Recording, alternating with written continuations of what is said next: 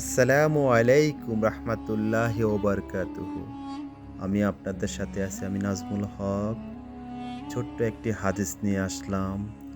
রাসূল সাল্লাল্লাহু আলাইহি সাল্লাম বলেন, আমি মেরাজে জান্নাতের দুয়ারে দাঁড়িয়ে দেখতে পেলাম, যারা জান্নাতে প্রবেশ করছে তাদের অধিকাংশই গরিব, মিসকিন, অসহায় আর দৈন্যবানেরা আটকা পড়ে আছে।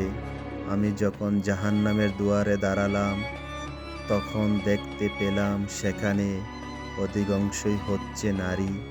সহিহ বুখারী ৫,১৯৬।